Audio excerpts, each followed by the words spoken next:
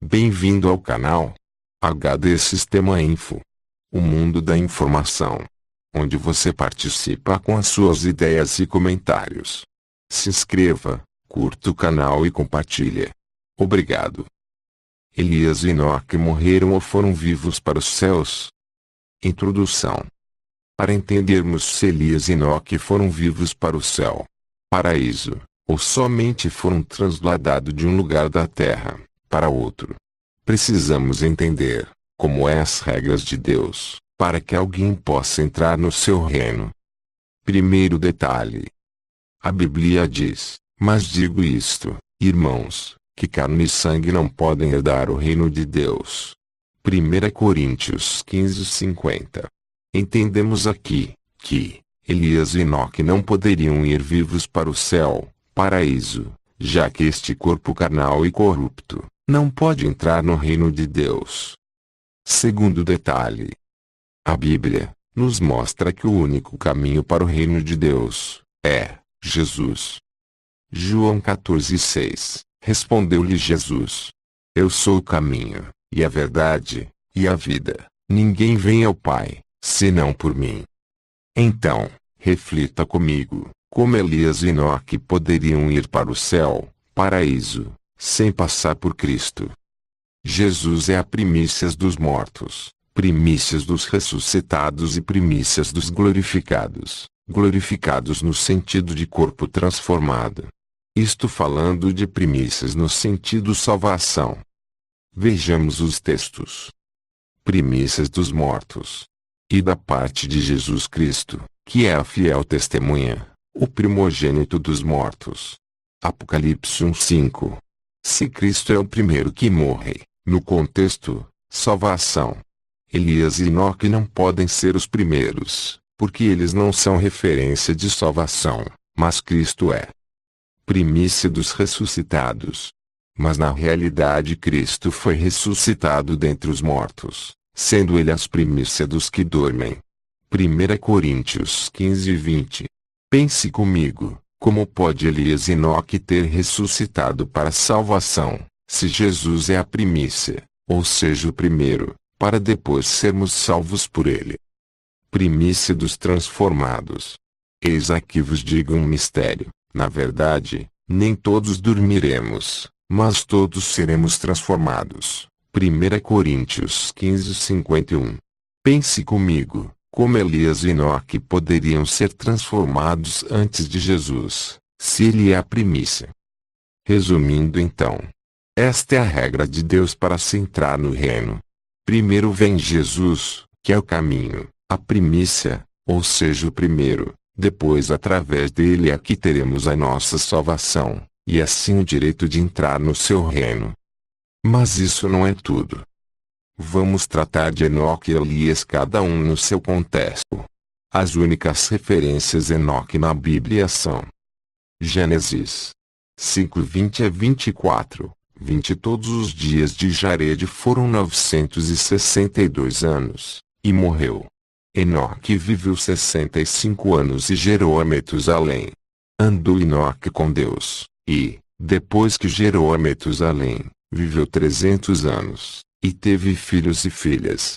Todos os dias de Enoque foram 365 anos. Andou Enoque com Deus e já não era, porque Deus o tomou para si. Vamos pegar duas frases em destaque neste texto. Todos os dias de Enoque, e Deus o tomou para si. Todos os dias de Enoque fora 365 anos. Se observarmos, entendemos que houve um limite de idade a Enoque, e em seguida Deus tomou para si.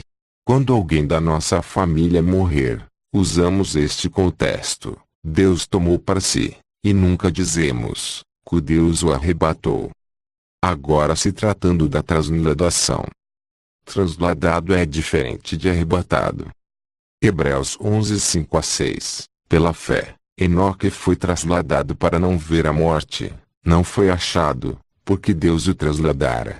Pois, antes da sua transladação, obteve testemunho de haver agradado a Deus. De fato, sem fé é impossível agradar a Deus, porquanto é necessário que aquele que se aproxima de Deus creia que Ele existe e que se torna galardoador dos que o buscam. Que morte o texto aqui se refere? Deus não levou Enoque vivo para o céu, porque, se fosse assim, entraria em contradição quando a Bíblia diz que carne e sangue não podem entrar no reino de Deus. Esta morte, a qual Deus livrou Enoque, é da perseguição de homens pecadores que tinham raiva de Enoque por ele pregar o arrependimento. Veja. Judas 14:15. Quanto a estes foi que também profetizou Enoque, o sétimo depois de Adão, dizendo: Eis que veio o Senhor entre suas santas miríades, para exercer juízo contra todos e para fazer convictos todos os ímpios, acerca de todas as obras ímpias que impiamente praticaram e acerca de todas as palavras insolentes que ímpios pecadores proferiram contra ele. E para concluir sobre Enoque, em Hebreus 11:13 fala dos heróis da fé. E Enoque está nesta lista de heróis. E no versículo 13 diz: Todos estes morreram na fé, sem terem recebido as promessas, mas, vendo-as de longe, e crendo nelas, e abraçando-as, confessaram que eram estrangeiros e peregrinos na terra. Agora sim, podemos ligar este todos morreram, quando a Bíblia diz que Deus tomou Enoque para si. Vemos neste texto que Enoque morreu como todo homem, e que não foi para o céu vivo. Além disso, Jesus afirmou: Ninguém subiu ao céu. João 3:13. E Elias será que foi para o céu? E Elias subiu ao céu num redemoinho. 2 Reis 2:11. Realmente Elias foi levado ao céu, mas para qual céu? Vejamos. A Bíblia nos menciona a existência de 3 céus. Conheço um homem em Cristo que, há 14 anos se no corpo, não sei, se fora do corpo, não sei, Deus o sabe, foi arrebatado até ao 3º céu. 2 Coríntios 12:2. Temos certeza de que para o céu, no trono de Deus, Elias não foi. Sabendo, primeiro, que Jesus afirmou que para lá ninguém foi. Esse, pelas referências bíblicas, é o 3º céu. O segundo, é o céu das estrelas, da lua, do sol, ao qual o profeta não pode ter ido pois, ao sair da atmosfera terrestre, seu corpo se desintegraria. E o primeiro céu, é o céu das nuvens, das chuvas, dos redemoinhos, ciclones e etc. Para este é que foi o profeta Elias. Pois é somente no primeiro céu que há redemoinhos. Hoje ainda, de vez em quando, eles surgem cortando o país de norte a sul. E foi um deles que levou o profeta Elias para algum outro lugar da terra e não um carro de fogo como muitos afirmam. O carro, simplesmente, separou Elias de Eliseu. Elias subiu ao céu num redemoinho. 2 Reis 2:11. Prova disso é que, após o seu sumiço, alguns homens o procuraram, pois sabiam que o profeta estaria em algum lugar da terra. Mas não o encontraram, pois o redemoinho de vento o levou para longe. 2 Reis 2:16-17. Seja sincero, amigo. Você acha que um redemoinho, de vento, pode chegar aonde Deus mora? Agora, se ainda estás incrédulo quanto ao paradeiro de Elias, saiba que após muitos anos do desaparecimento de Elias, mostra que está em algum lugar da terra ao escrever uma carta para o rei Jeorão. 2 Crônicas 21:12. Se ele escreveu uma carta, como poderia estar no céu? Na verdade, Elias encontrava-se em algum lugar, não muito longe de Jerusalém, já que estava acompanhando os atos do rei Jeorão, que matou muitos dos seus irmãos, fez os moradores de Jerusalém a Judá se corromperem segundo o caminho de Acabe, que foi rei em Israel. Muitos dizem que Elias escreveu esta carta antes de ser arrebatado. Basta dar uma rápida lida na carta, enviada por Elias, e veremos que não é uma profecia o que está escrito no início, mas sim uma repreensão pelas obras que Jeorão havia praticado. Se fosse uma profecia, poderia-se dizer que Elias escreveu uma carta, profetizando algo que iria acontecer. Mas a carta foi de repreensão, e se observarmos só se repreende alguém por algo de errado que já praticou. Então lhe veio um escrito da parte de Elias o profeta, que dizia: Assim diz o Senhor, Deus de Davi teu pai, porquanto não andastes nos caminhos de Josafá, teu pai, e nos caminhos de Asa, rei de Judá, mas andastes no caminho dos reis de Israel, e fizestes corromper a Judá e os moradores de Jerusalém, segundo a corrupção da casa de Acabe, e também matastes a teus irmãos, da casa de teu pai, melhores do que tu. Segunda Crônicas 21, 12-13.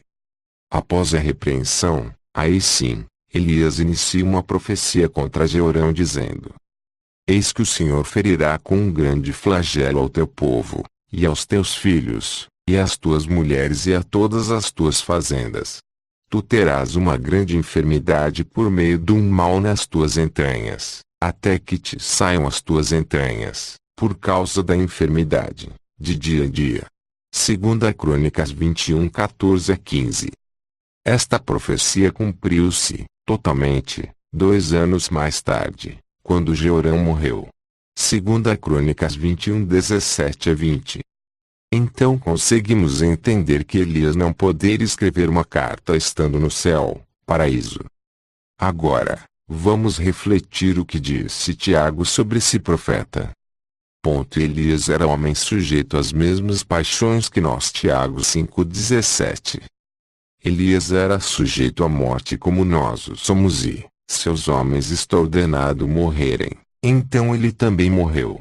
Além do mais, Elias era um profeta. Em Hebreus 11:32 diz que ele e os outros profetas estão aguardando a ressurreição.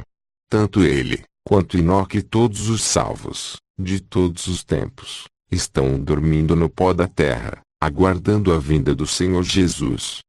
Tenha em mente que eles não podem ter recebido as promessas antes de nós, como Abrão, que está ainda aguardando a cidade que tem fundamentos. Hebreus 11:10. Sendo assim, não devemos somente ler um texto, e tirar a conclusão, sem antes examinar as Escrituras. A Bíblia, ela mesma se responde, basta procurar, e fazer ligações com os textos que dão indicativos. Não se esqueça de deixar seu like. Se inscreva no canal. Ative as notificações para receber novos vídeos, e compartilhe com seus amigos. Obrigado.